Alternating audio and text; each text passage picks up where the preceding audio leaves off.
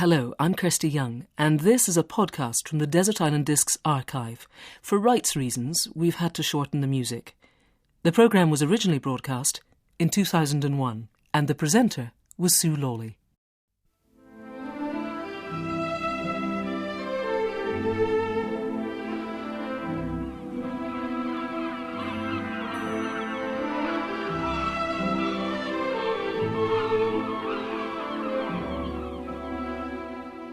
My castaway this week is a radio and television presenter. You'd have to be something of a hermit to have missed him.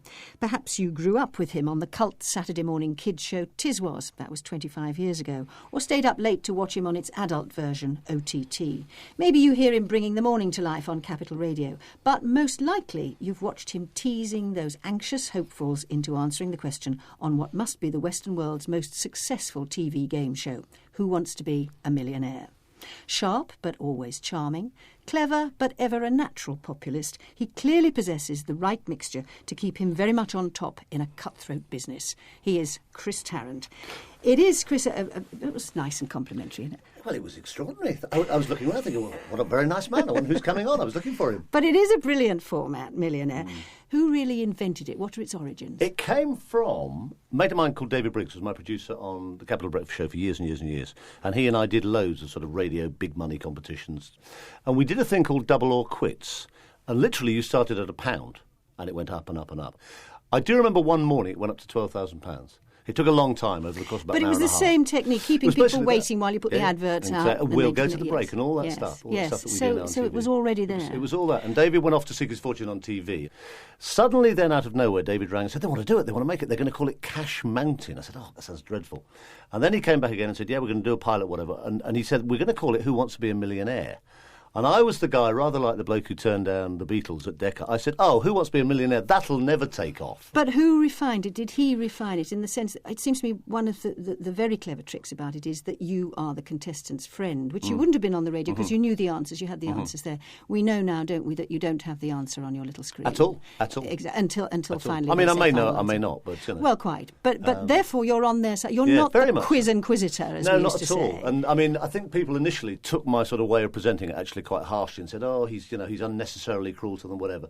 We tease them. It is serious money. I mean, the average prize now per show is over £100,000 a night. I mean, it's incredible money. But all supplied by the people who ring in. All supplied by the phone line. And because of that, anybody who pays their pound for the phone line or whatever is eligible to come on the show. And you get this extraordinary cross-section of humanity. I mean, I have to say, and I bet it's true with you as well, you remember more contestants on Millionaire, and I bet you remember dozens and dozens over the last 2 years. I remember the unemployed sewage worker. That's right. An unemployed sewage worker angle, working mainly with the shovel.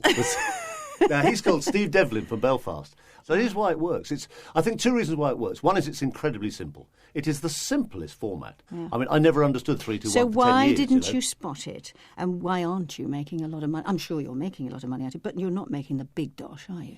The big dosh is nice. I mean, what's he worth, the man who owns it now? I mean, already he must have... I've no idea. It's quoted in the papers a couple of $100 million.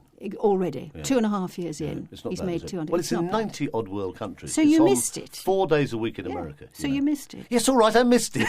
It's okay. Yeah, but do you feel bad about it? Do you feel foolish? Not at all.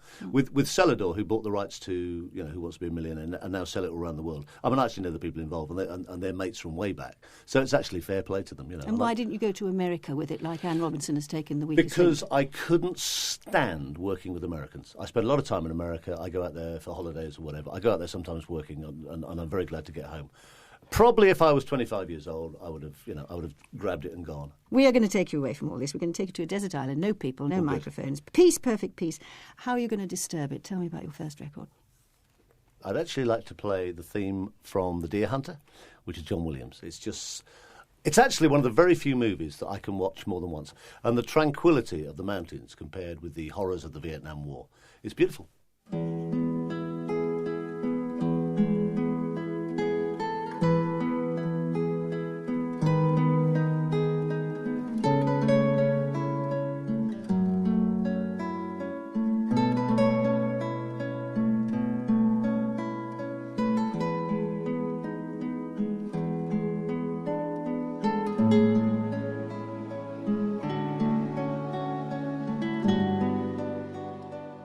John Williams playing Cavatina, the theme from The Deer Hunter. So millionaire Chris Tarrant has taken over your life, really. It was a kind of 3-monthly event, and now it's gone 3 nights a week. It's the great problem with television schedulers when they find something that works. It's 4 nights a week now in America. I mean, don't even mention that to the ITV controllers. I mean, I liked it when it was on. It's what they call event TV. It was on like 10 nights in your face and then off for 3 months. Yeah. I liked it like that, and it sort of fitted my life better. But exactly, because you're still doing, 5 mornings a week at Capitol? Still 5 mornings a week at the 5 a.m. alarm calls. And, so what's taking the strain, apart from you? I'm very strong. I do nothing. I do no exercise. I don't watch my weight or whatever. I must be physically extraordinarily strong. It's just the hours, actually. I mean, people say, why do you still work so hard? I actually thoroughly enjoy it, you know. I don't like getting out of bed. I think people think I dive out of bed in the morning, sort of do backflips like Robin Williams. I don't do that like anybody else. When that alarm call goes, I go, it can't be 5 o'clock yet. And obviously finishing Millionaire late and doing that in the morning takes it straight. But how much do you how much do you really, really worry about it? I'm just trying to discover whether, all this sort of peddling that goes on underneath the surface is actually really quite wearing on you. I mean, do you get stressed? It is, you see. No, I don't. Really? I mean, kids are great levelers, and I crawled in a few nights ago, and I was feeling pretty rough. And my little boy was still up. Little Toby was just 9. He shouldn't have still been up, but he was, because Mummy was in charge, and he gets away with things. And it was like, oh, Daddy, you look tired. I said, yeah, I am. I'm really tired. He said, what have you been doing? I said, I've been doing Who Wants to Be a Millionaire today. He said, well, I don't know why you're tired, Daddy. He said, it's only a bit of sitting down. And I thought, that is actually all it is. It's so right, out of the mouths of babes and sucklings. That's my job. It's just a bit of sitting down, really. Well, yes, do we believe this? Not a lot of self-doubt in there either, is there? Not a lot, actually. I've had a very lucky life. I've really enjoyed my life. I pass people at bus stops every morning at the same time of day as me who are clearly not getting much pleasure out of their life, not getting much job satisfaction, probably going to be there till 6 o'clock and come home on the bus again. I'm very lucky. Record number 2. Ooh!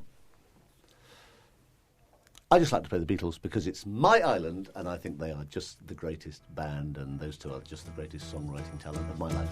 Woke up, fell out of bed, dragged a comb across my head, found my way downstairs and drank a cup, and looking up I noticed I was late, found my coat and grabbed my hat, made the bus in seconds flat, found my way upstairs and had a smoke, and somebody spoke and I went into a dream. The Beatles and A Day in the Life. I'm still looking for the vulnerable bits here, and I see that you went away. You're determined to find. I am. The dark side. There'll be something dreadful will emerge. Well, you went to boarding school, got thrashed, got desperately unhappy. Has it marked you for life? No, I don't think it. I don't think it did me much good either. Because although I didn't like being caned, there's that awful thing that they probably didn't do it on girls, but there's an awful thing they did where the really skillful caning masters actually made like the 6 go in exactly the same spot on your buttock each time, and it slowly got more and more painful. So did you get repressed and buttoned up and all that? No, you're hardly buttoned up. I'm hardly repressed and buttoned up, am I? Yes, it made me really shy and timid, Sue. Anyway, you're the only son of Joan and Basil Tarrant of Reading, born just after the end of the war. Your father it sounds like this is your life. It does a bit. Father was a military man, a major. What did he do for a living after that, then? He started at the he literally started at the bottom. He was sort of T-boy or whatever in a firm called Huntley, Bourne and Stevens. And their claim to fame was that they made the tins that Huntley and Palmer's put the biscuits in. And he worked obviously very, very hard, and he ended up as managing director. And he was the first director on the board who had not been a member of either the Huntley family or the Bourne family or the Stevens family or the Palmer's family, I think. And he was terribly proud of that. And your mother was a housewife, and she and her mother... Mummy looked after Daddy and looked after me. It was all very solidly middle class. It was, actually. Happy family holes in Cornwall. Very, actually. Going fishing with the dad. All that stuff, yeah. So, very sort of country-based as well. Why did it give birth to somebody who was going to be determined to break the rules? I don't know. I think Dad, actually, in his way, although Dad sort of seems like a very conventional guy, I mean, Dad is actually completely mad. I love the guy to pieces. He's still my best friend in the world.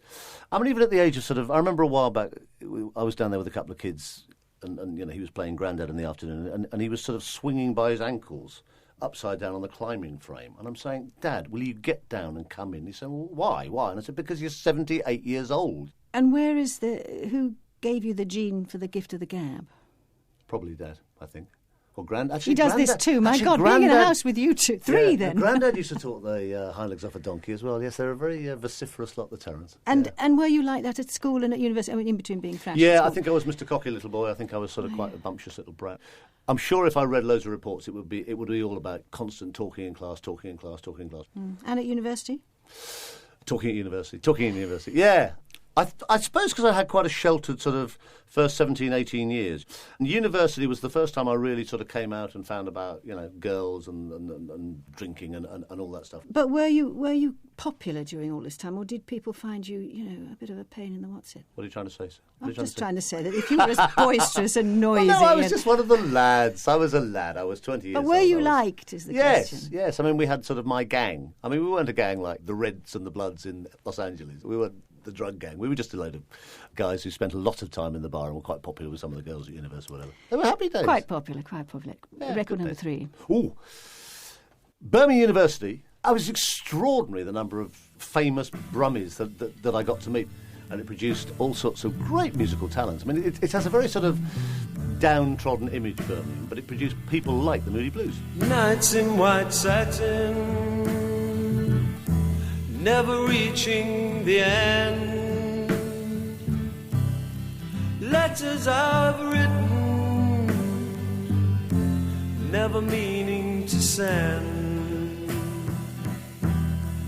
Beauty I'd always missed with these eyes before.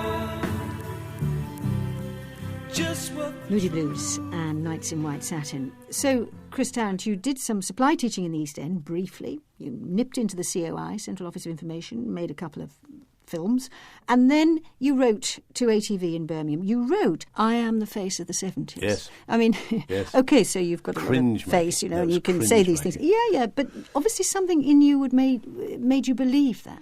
I don't think I did. I think, like a lot of things in my life, it was sheer bluff. And it was this dreadful sort of Muhammad Ali, I am the greatest letter. I am the face of the 70s. This is your last chance to snap me up. And I mean, I wrote this to about 50 television, all the sort of small BBC outlets. I mean, everywhere. I wrote it to everybody. 2 of them asked me for interview. All the others said, dear sir, stroke madams, thank you so much for your letter. We will, of course, keep it on file. And you hear, in the bin. But ATV and Yorkshire, I think purely, like, let's see whatever sort of a person wrote this letter and invited me up and actually ATV gave me a job. And I started as a newsreader the next week. Good evening. The main headlines. It looks horrified. Yes, a newsreader. Yes. But did you send it up? A very different. No, I didn't. I started doing news reports as well, like Our Man at the gates of Longbridge or whatever, and I was hopeless. So they sent you off to do the wacky stuff. So I did you sort of ferrets. upside-down beer drinkers and men with ferrets down their trousers. I did do a man with 4 ferrets down his trousers walking for charity from Worcester to Evesham. How did all of this... Well, I think I can see how it all developed into Tiswas. Suddenly somebody said, this guy's good at wacky stuff. Yeah, basically. And I started doing... I mean, to me, actually, it was like, another 25 quid for Saturday morning. I thought, that's great, that's what it used to be. And it became this huge cult. There was just nothing like it before. We had it was a lot like it after. No, there was a lot of gunging. Like yeah. I mean, it was just a load of young guys mucking about. And it was sort of me and Lenny having 3 pies left, so we did each other for a minute. This was Lenny Henry, of course, whom you kind of discovered, really. Yeah, he'd been on New Faces. He came on doing this famous black impression of Frank Spencer, which was just fantastic. He was 14 when he came on that. What did Joan and Basil of Reading think of their son making a living, becoming famous for kind of throwing custard pies at people? I think it was a bit of a shock, particularly for Mum. I think she found it difficult to deal with. I mean, it is difficult to deal with as a parent. I mean, I'd probably find it easier now, because I've done it. But it's a bit of a sort of. But I thought you were going to be a teacher. I mean, it's a bit of a shock. And she would, for several years. I mean, well into sort of Tiswas's, heights of its fame. She would sort of say things like, "Still, if it all goes wrong, dear, you can always go back to teaching." And I would say, "Mum, A, I don't want to go back to teaching, and B, I don't think the average classroom would find it very easy to sit there with Sir, sort of without hitting me with a custard pie or pouring beans down my trousers." So, and I never did go back to teaching. You didn't. Record number 4. Well, this is our hit. I have to play the hit because it's the one and only time in my life I was actually on top of the pops. I was between Hot Chocolate and the Nolans, which was always seemed to me a very nice place to be, and it was called The Bucket of Water Song, and it actually changed all our lives. This is the song we lovers of water sing. We can't go wrong, we're happy as a king. We beat the drum as we march along, we clash the cymbal and bang the gong. We sing out strong, the bucket of water song. Stand on one leg and point up at the sun. Grab hold of your nose, we're sure it must be fun. The Bucket of Water song, sung by the four Bucketeers, one of whom was my castaway, Chris Tarrant. Yes.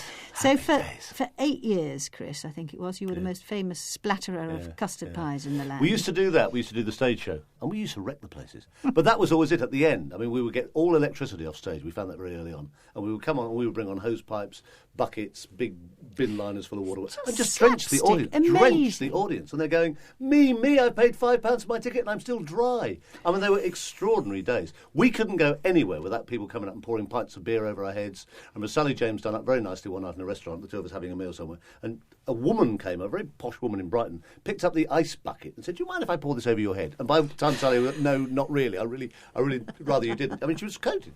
It was extraordinary. But the success of it all, dare I say, went to your head, yeah? I mean... Went all over my head, actually. Yes. Oh, gosh, just thinking that. But a lot of booze, a lot of cigarettes, drugs? No, never. Really not. Not done that. No, really not. Never been interested. I found them quite scary. I had a friend, and he started taking LSD, and I do remember he disappeared at a party one night, and we found him on the roof of the Holiday Inn in Southampton. He was convinced he was Batman, and he was about to fly, and we were looking down at these cars, like many, many floors below, and we dragged him off and literally saved his life. And I thought, It sounds silly, but I could get out of control, on drink, which I have done many times in my life. But it's sort of out of control, but it's under control. I can feel myself slowly disintegrating. Been big on the beer like William Hague, Lots of 14 that. pints a night. Yes, in his dreams. Dream on, Billy, baby. Yes, lots of that. I've always enjoyed a drink. But in the doing of all of that, you lost a marriage, didn't you? Yeah. It all went pear-shaped. I lost the plot, actually. I was a young guy, good-looking guy. There were lots and lots of girls around or whatever. I was travelling all the time, and I just thought that being on TV, producing and writing and presenting and living Tiswas was the most important thing in the world. And in amongst that, I forgot or lost contact with my two young kids, which I've always deeply regretted. I spent about the next 10 years doing a sort of penance, which was basically just driving up to Stratford-on-Avon to see my two young kids, Helen and Jen. Whatever happened, everything else, work, everything went on hold for like Saturdays and Sundays, whatever it was, I just went to see my two kids. I mean, now they're two of my biggest, bestest friends in the world, and I'm glad I went through all that. But it was extraordinarily painful. I couldn't believe that I'd made such a mess of it, if you like. I'd lost the plot. Next record.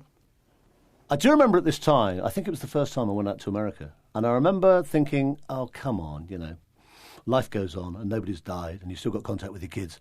And I remember driving along that beautiful long Pacific Highway. On Capital Radio. No experience as a DJ before. None That whatsoever. is interesting, but it was a fit, wasn't it? They just gave me a pile of records. I mean, I sort of rang down and said, can I have a dozen records? It was mainly sort of status quo, I think, or whatever.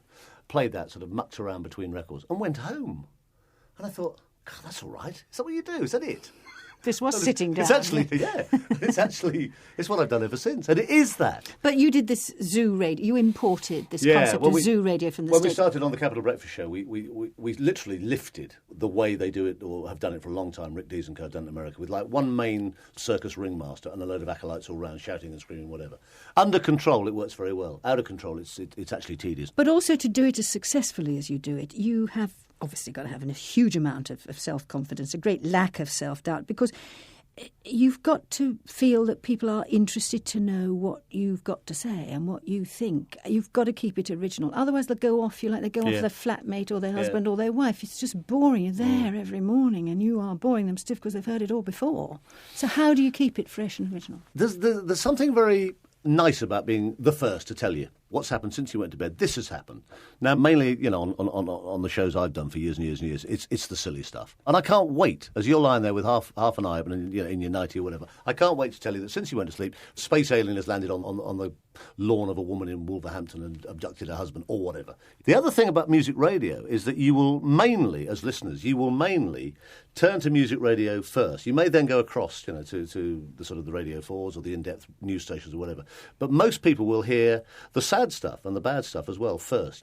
I remember literally the news about Diana coming in during the night. Things always seem to happen during the night. So you like the journalistic element? Yes, I do. But I'm quite proud of handling that. I mean, the Diana week was unbelievable. It was one of the most painful weeks of everybody's lives. But people that week were using radio as a kind of therapy. I mean, they were ringing me up, and they weren't weepy women or whatever. They were big, knobbly lorry drivers crying their eyes out on the radio.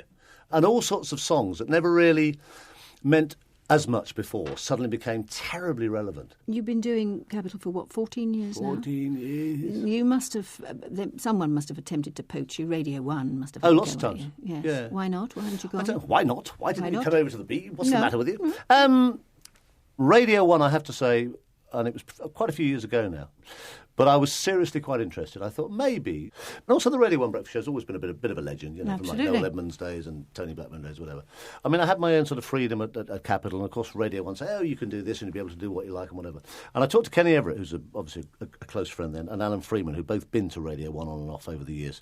And they both said, stay where you are. It wasn't in the end, them influencing me, but it was sort of what Kenny said particularly. Said they will promise you all sorts of freedom, but there will be those up there. It'll probably be the wives of the people, the names on the headed notepaper. Who'll go, I was driving in this morning and I got Radio 1. I couldn't believe my ears, and that is what Everett said.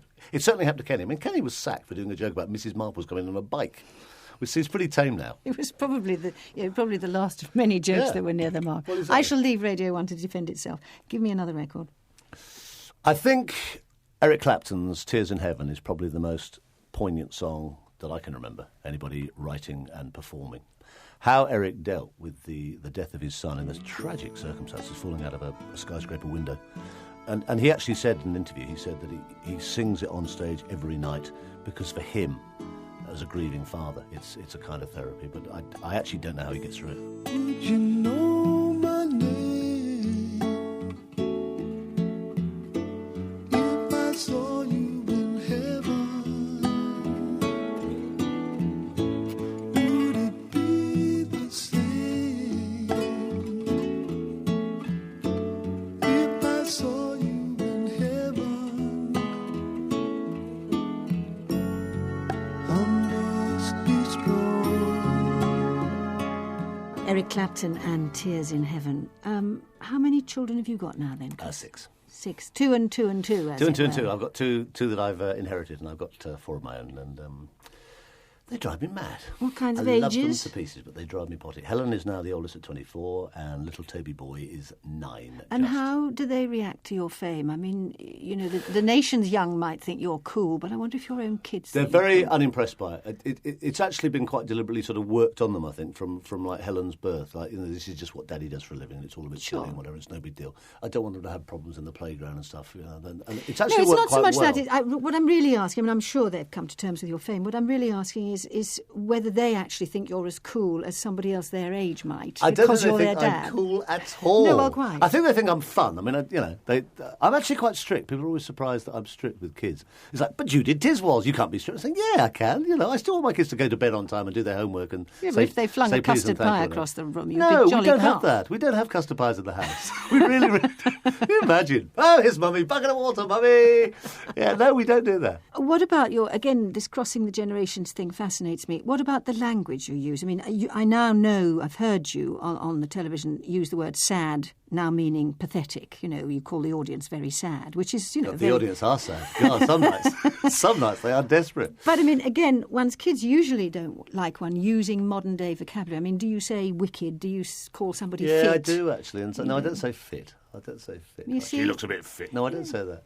I probably do say wicked. I say cool once in a while. But cool's come round. Well, cool's all right. Cool's come back round again. and goes back and whatever. But, they I don't don't do it like on you. purpose. They I don't think I like you drift into treading it. on their territory, do they? Yeah, You I have to think be mine are careful. fairly immune to it. Well, because I play the sort of music I play. I mean, I play very much the charts. So I'm playing, Eminem and Robbie Williams, whatever. And do I think you like because of the that. charts? I like some of it. But you must naturally be more of an MOR man. Oh, I am. I am. Yeah. I mean, if you say to me, would I rather play, Clapton and Elton John, or would I like to play Atomic Kitten, say? It would be Elton. It would be Elton or But you or don't Clapton feel for me. odd getting your mouth around and getting your head around that kind of music. That's your job. That's what you're required to do. basically. But you have to work quite hard to keep up, do you? Not really hard. I mean, it's just the charts, really. Nothing's hard for you. I'm trying to It's find not out how hard. you pedal. It's not very difficult. It's not much of a job. It's a bit of yapping between records. That's actually all it is. So, like, the charts are the charts, whatever. I mean, there are periods when it's been quite hard to enthuse. I found the Jason and Kylie years a little bit tricky to sound really, really up. So, Christopher, how long can this go on? You've hinted on various occasions that... It's rather nice calling me Christopher. Yes. My mum does Christopher that when I'm in John trouble. Tarrant, that's right. Christopher. How long can this go on? Is the How question. long? You said you wouldn't stay on Millionaire after it's peaked. Yes. Has it peaked No, yet? it hasn't peaked yet. It is such a perfect format that it can last a long time. If they did the sort of the normal sort of 13 shows and then off and bring it back next year, it would go on for 100 years. But how will you know when it's peaked? How will you know? You've always said you want to stop ahead of the game. Yeah, I always have as well. I mean, I was the one who left Tiswas, and everybody said, "You can't leave that. It's just getting good." I said, "No, I've done it. I've been there, done that." Yes, but that was when you were sort of still moving on. In a way, this is your pinnacle, isn't it? I think I'll know. I think there's certainly one more good year in it. There seems to be no lack of public enthusiasm for it. I mean, not just one sort of more ratings. good year in it for you, or for the programme? For the programme, I think. I think there'll be one more sort of full year of the sort of intensity we've just seen. And then after that, I'm not sure. Would you mind someone else taking over from you? No, somebody will. Somebody will. Who do you think should? I think you'd be very good. Yes. I'd quite like to see a woman do it, actually. We should have Anne Robinson. No, she'd be too kind and cuddly. Record number 7. Phil Collins is one of the nicest people I've ever interviewed. When Capital Radio moved from the top end of Tottenham Court Road to Leicester Square, I suddenly became aware of something that Phil Collins had talked to me about a year or two before, about the real problems of the homeless in London. And I thought, yeah, it's something that just happens under the odd bridge under the Thames. Leicester Square, every morning, there are so many young kids, and really young kids, quite scarily young kids, sleeping in the doorways or whatever. And Phil's song, Another Day in Paradise, was about that. It's actually scary. 'Cause it's another day for you and me in paradise. Oh, think twice. 'Cause it's another day for you and me in paradise.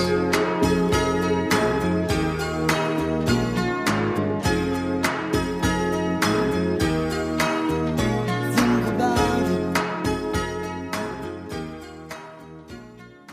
Phil Collins and Another Day in Paradise. So you're on this desert island, Chris, with Oh, yes. nothing and nobody. What do you do? I mean, how resourceful are you, really? Take away all your material trappings. Well, I'm not. I'm actually quite a country bum. In amongst us, I only really come into big cities like London because it's the place I have to come and earn money and pay Home for my lifestyle. county's country bum, though. No, I mean real sticks. I spend a lot of my summer in the wildest parts of Canada, and I actually quite like hacking it? my own company. I fish a lot. I would spend a lot of time on this desert island fishing, which would actually be very good for survival anyway. But I think people imagine I go fishing and I sort of take my mobile phone and the big crates of beer. I don't at all. I actually don't lie there sort of thinking, oh, I'm worried about that contract, or what about that, or whatever. Are you really as balanced as you switch off make completely. out? I mean, think lucky, balanced, Yeah. sensible. I'm really sorry. I'm really sorry. No, I mean, I think it's wonderful. You genuinely are very lucky. I'm very secure. I enjoy what I do, and if it all goes wrong, it's always been, oh, all right, then. Well, if you don't like it, I'll be taking my fishing rod then and disappearing. I couldn't care less, really. And I've always been like that, actually. And it's not like a developed hard shell. I've actually also stuff it. I go fishing. Not fast. Last record. I think Robbie Williams is the great talent around at the moment. I also like the song Angels because it is the song that everybody always tries to sing when they haven't got a voice. It's the worst karaoke song on earth. And I noticed on Pop Stars, a lot of the early rejections, the ones that Nigel did not choose, they always said, I'd like to do Robbie Williams' Angels. If you can't sing, do not try this song. It has some very hard, high notes. Robbie can do it. Most people can't. I look above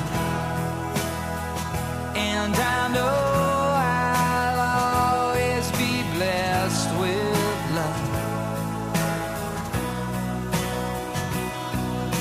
And as the feeling grows, she breathes flesh to my bones. Oh, when love is dead,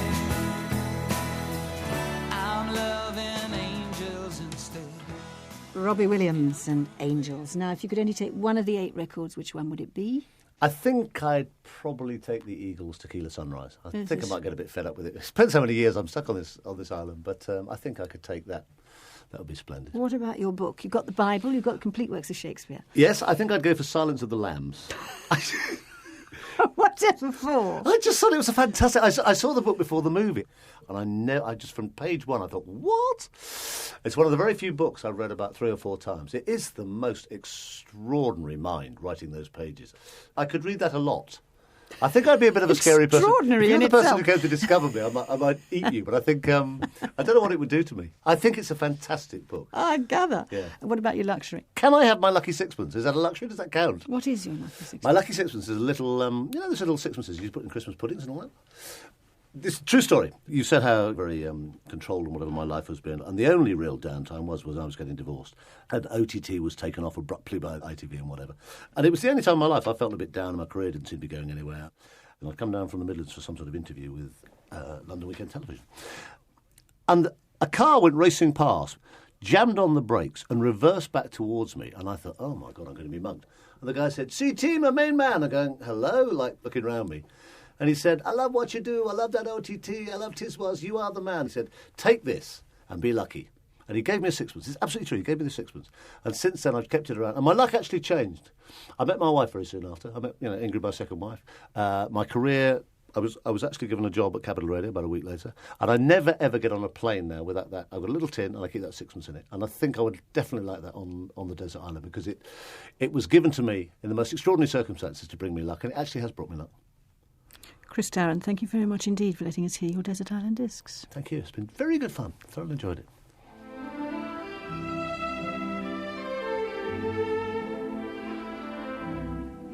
You've been listening to a podcast from the Desert Island Discs archive.